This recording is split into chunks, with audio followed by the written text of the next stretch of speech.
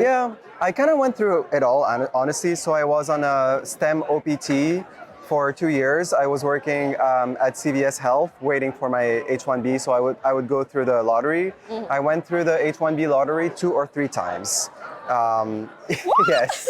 I think I had three because I was a STEM OPT. I could go on the lottery 3 times. Okay. So I think I didn't get it the first time. I think I got it the second time. So F1 to STEM OPT to H1B. Okay. How are you doing today? I'm good. How are you? It's good to see you.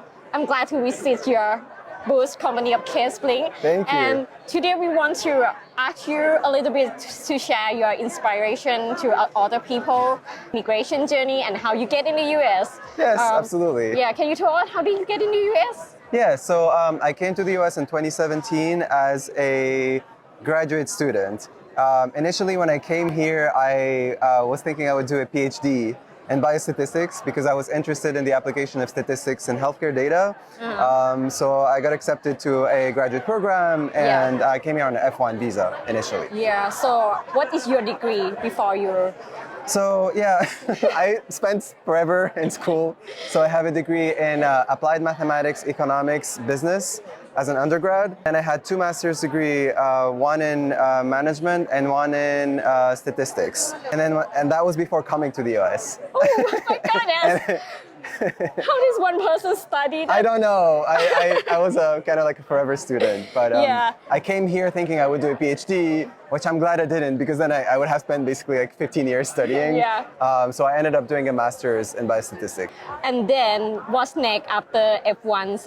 Do you do OPT or you? Yeah, I kind of went through it all, honestly. So I was on a STEM OPT for 2 years. I was working at CVS Health, waiting for my H-1B. So I would go through the lottery.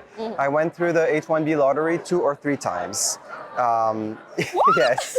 I think I had 3 because I was a STEM OPT. I could go on the lottery 3 times. Okay. So I think I didn't get it the first time. I think I got it the second time. So F1 to STEM OPT to H1B. Okay. And after H1B, when did you start CaseBlink?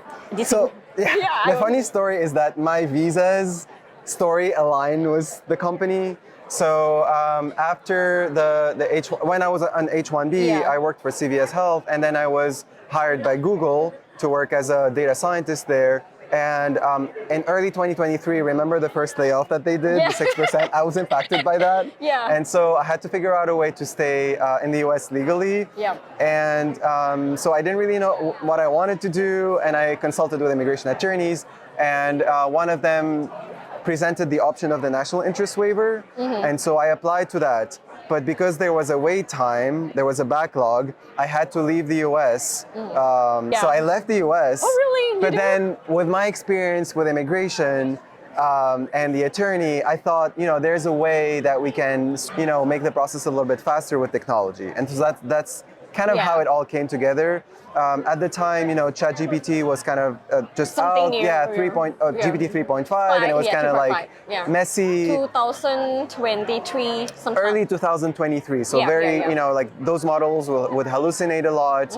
But I was thinking, I know that, in the next 2 years, this industry is going to change. And I know that a lot of, the exhibit drafting, the cover letter drafting, all of that is going to become more streamlined and automated. And I was thinking, well, there's nothing right now that does it for immigration. And I've always wanted to start something, and now is the opportunity. So that's what I should do. So I left because I didn't want to apply for a job. I wanted to start that. You mean you build your platform outside the US? Well, that was like the first 3 months, right? Okay. So I left because I had to remain, maintain my legal status.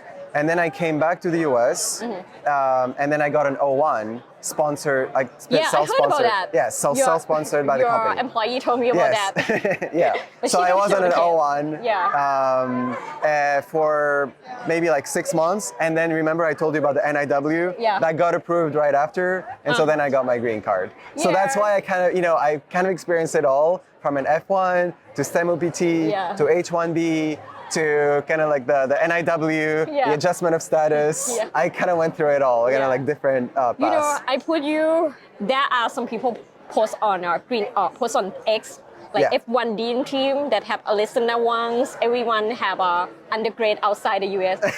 I add you on the list of the bottom, send me API email to my F1 student, the STEM OPT, so they can see that, hey, Yeah. this is one of another F1 dream team. Yeah. Right here, right there. But this is a good one. So Thanks thank you for so much. stopping by. And if you can tell everyone like F1 student, Yeah. STEM OPT or H1B who like, on the edge right now, what you want to tell them if they're looking for some Advice? Yes, right. Yeah, I mean, it's definitely, like, it's not an easy process. Yep. So you should, like, build a profile, make sure that if you actually do want to stay in the US and work in the US and build something, you just have to be a little bit patient.